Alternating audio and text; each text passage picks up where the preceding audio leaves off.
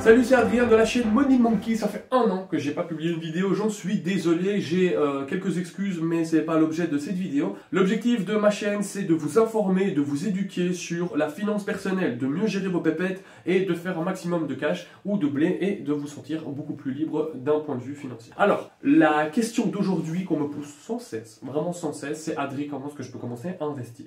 C'est toujours le bon moment, d'accord? Il est jamais trop tard de commencer à investir. Alors, la première question qu'on doit se poser, c'est pourquoi est-ce que tu devrais investir? C'est très simple. Premièrement, tu dois faire fructifier ton capital, ou bien tu le laisses à la banque et ça ne fructifie pas. Et pire, depuis des semaines, on n'arrête pas de nous bassiner avec l'inflation. Tu vois bien le prix à la pompe quand tu passes avec ta voiture. Ton prix, tu payes le double. Quand tu vas à la boulangerie, maintenant ton pain il coûte 7 €. Enfin, j'ai déjà parlé de l'inflation dans une vidéo. Et si ça intéresse, je pourrais faire une vidéo spécifique sur l'inflation, sur l'histoire de l'inflation, ainsi de suite. N'hésitez pas à mettre dans les commentaires si ça pourrait vous intéresser. L'objectif, c'est de garder votre pouvoir d'achat, ou en tout cas de ne pas le perdre. Vous mettiez 1000 € en janvier 2021, en décembre 2021, vous ne pouviez acheter plus que 970 € de biens avec ces 1000 €. Quelles sont les solutions? Vous pouvez investir dans les cryptos, dans les NFT, dans l'immobilier, dans la blockchain, dans les voitures, les old-timers, dans l'art, dans l'immobilier coté. Plein de choses que vous pouvez investir et vous vous dites bon. Adrien, calme-toi. Bon, ok, on va essayer de se reconcentrer ici tout de suite. Les cryptos, on dégage parce que c'est beaucoup trop volatile. Les NFT, c'est trop volatile et on n'a pas encore assez de recul sur le sujet. L'immobilier, le capital nécessaire pour commencer dans l'immobilier est impressionnant, surtout maintenant avec les nouvelles règles de la Banque nationale belge. En principe, on tourne aux alentours de 13 et 33% de capital requis. En plus, les frais d'entrée, ils sont juste ahurissants. Vous payez 13% à l'entrée avec les frais de notaire, les droits d'enregistrement et tout ça ensemble, ça fait quand même un gros paquet d'argent.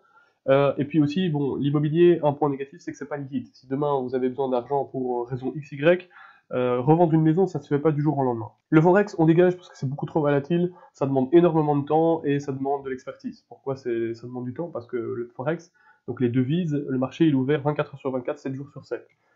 Les matières premières, je dégage tout simplement parce que pour moi c'est de la spéculation, je ne fais pas de spéculation. Si maintenant c'est votre délire, be my guest. Si on fait le vin, l'art, bijoux, les voitures ancêtres et tous ces actifs-là, ça demande de l'expertise. Si vous en avez, tant mieux pour vous, ça peut être un créneau, ça c'est clair, mais il y a aussi le problème aussi de la liquidité, toujours. Donc quoi est-ce qu'on va investir alors? Donc à la fin de cette vidéo, vous devez comprendre pourquoi est-ce que vous allez investir dans la bourse. Pourquoi la bourse? Parce que c'est quelque chose qui nous entoure, c'est quelque chose de présent partout. Quand tu vas chez Colruyt et que tu achètes tes courses chez Colruyt, il y a une entreprise derrière, il y a des employés et tout ça. C'est un business, ça fonctionne. Moi j'ai peut-être pris un mauvais exemple avec Colruyt parce que pour le moment ça va pas très bien. Mais au moins, vous savez dans quoi est-ce que vous pouvez investir. Alors, la bourse, ok, très bien, mais dans la bourse, il y a les ETF, il y a les fonds indiciels, il y a les obligations, il y a les actions, il y a les ETF, il y a les produits dérivés, tout ce que tu veux. Wow. Adrien, s'il te plaît, calme-toi. Ok, pas de souci. On a éliminé tout le reste, on s'est dit bourse. De la bourse, on va dire, on va acheter des actions. Pourquoi? Parce qu'il n'y a pas d'autre alternative. Vous en avez déjà sûrement entendu parler dans les journaux. Il n'y a pas d'alternative. Il n'y a rien qui rapporte. Vous achetez une obligation, ça rapporte walou. Et en plus de ça, vous risquez de perdre de l'argent. Pourquoi? Enfin, perdre de l'argent. Je m'explique. Vous pouvez potentiellement perdre sur le prix d'achat. Si ça vous intéresse, je ferai une vidéo sur les obligations. C'est quelque chose qui me passionne. Mais pour le moment, c'est pas le bon timing. Surtout avec les taux qui sont en train de monter. Hier, ça a pété à 2%, le taux à 10 ans américain. Mais c'est pas l'objet de cette vidéo non plus. Est-ce que je vais vous dire d'acheter une seule action? Jamais. Ok, j'entends beaucoup de gens, j'avais beaucoup de gens, des clients et ainsi de suite qui venaient et qui me disaient wow, non merci, la bourse c'est pas pour moi. Mon papa ou mon grand-père, il avait investi tout dans Dexia, il a tout perdu, il avait tout mis dans Fortis. Ok, je vous dis pas d'acheter une action individuelle. Vous êtes propriétaire de BNP pour 10 000 € et si BNP pète, vous perdez les 10 000 €. Non, on va pas faire ça. Ce qu'on va faire, c'est on va essayer de faire des trucs groupés. Donc, un truc groupé, comment est-ce qu'on peut faire ça? Deux façons, un ETF ou un fonds. Le fonds, il est géré de manière active. On ne va pas gérer ça pour le moment. On va faire un truc passif. On ne va pas se prendre la tête. Ça coûte moins cher. Ça réplique un indice. Je vais expliquer ce que c'est un indice. Alors, pour vous expliquer ce que c'est un indice, je vais directement aller sur une plateforme bien spécifique qui s'appelle DeGiro. Alors, pour savoir quelle est la meilleure plateforme pour pouvoir faire des investissements, n'hésitez pas à regarder ma prochaine vidéo où j'explique quelle est la plateforme, selon moi, qui est la plus intéressante. J'utilise DeGiro parce que c'est pas cher, on trouve beaucoup de produits, c'est assez facile d'utilisation. Une fois que vous êtes sur la plateforme, que vous êtes inscrit, que vous avez fait un dépôt, que vous avez validé votre compte, on peut commencer à investir. Je dirais on peut commencer à investir à partir de 100 euros, 100 euros par mois, et tous les mois vous achetez un ETF. Oui, pourquoi? Parce que c'est ce que je disais tout à l'heure. On va investir dans des produits passifs. On ne va pas investir dans des actions, puisque c'est individuel, le risque spécifique que l'action que vous choisissiez ait des problèmes est un petit peu trop grand. Sinon, le tracker ou les fonds vous permettent d'acheter un panier d'actions dans une zone géographique bien spécifique ou dans un secteur bien spécifique, ou bien carrément un panier d'actions mondiales, c'est tout à fait possible. Le fonds, donc, c'est de la gestion active, donc le gestionnaire derrière, il faudra le payer pour qu'il essaye de battre le marché.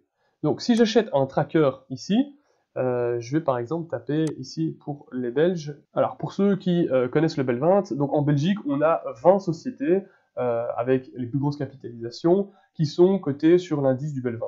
Ici j'ai actuellement un indice qui s'appelle le Lyxor. Je vois ici que je peux acheter cet ETF. On voit qu'il est en distribution, donc ça veut dire que tous les dividendes que les sociétés distribuent au sein de ce Bel 20 vont m'être distribués d'une certaine façon en proportionnalité avec mon investissement. Ici, on voit le code ISIN, c'est très important, c'est le code unique de ce titre. Alors, la place boursière EBR, c'est donc la bourse de Bruxelles, et on voit que le cours est à 62,39. Donc, si vous mettez 100 euros par mois, vous pourriez acheter une part de cet ETF chaque mois.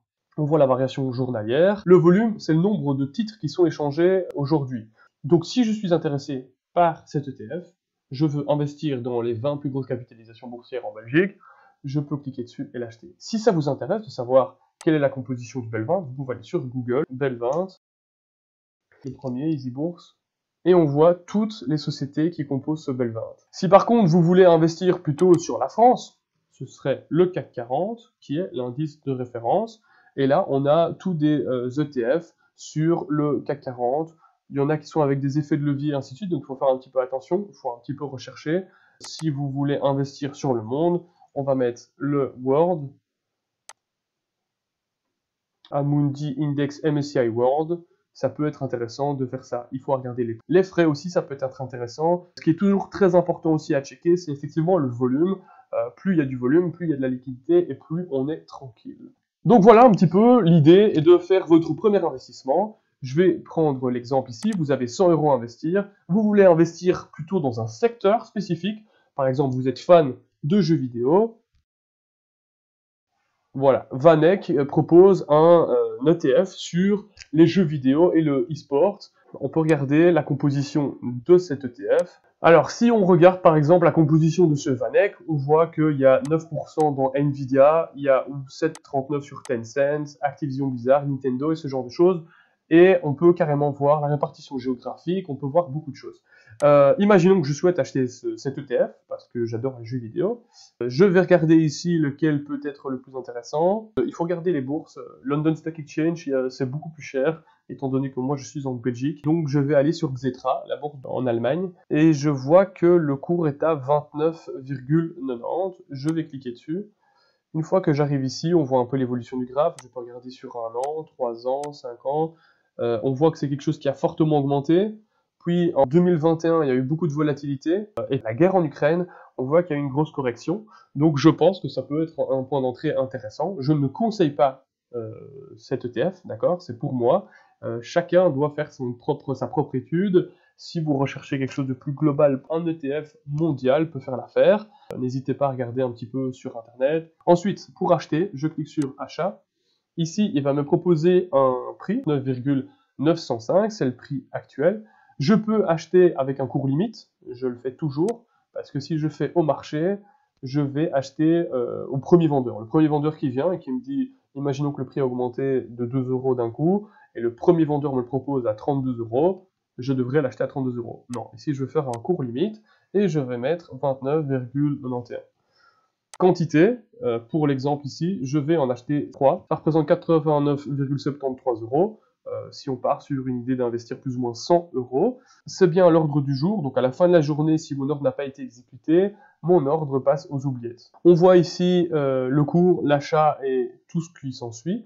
Je fais valider l'ordre, on voit que ça a encore baissé, donc je fais bien un achat de 3 quantités à cours limité, ordre du jour, la limite est ici, le montant total de l'ordre ne devrait pas dépasser 89,73, écart achat-vente, on voit bien la différence entre le premier vendeur qui me le vend à 29,90 et le premier acheteur à 29,82,5. On voit que maintenant, le premier vendeur a abaissé un petit peu son prix. Il n'y a pas de frais de courtage et de giro pour ce genre de transaction, mais il y a toujours la taxe d'opération de bourse qu'on doit payer. Je confirme. Et ma transaction, ordre placé avec succès. Je peux voir où en est ma transaction. On voit que l'action, elle est toujours ouverte. On voit que mon ordre est toujours en cours et il sera réalisé s'il trouve une contrepartie. Et voilà, j'ai acheté mon premier ETF. Une fois que vous avez commencé à investir, je vous assure que vous allez être beaucoup plus au courant et beaucoup plus au taquet sur les marchés.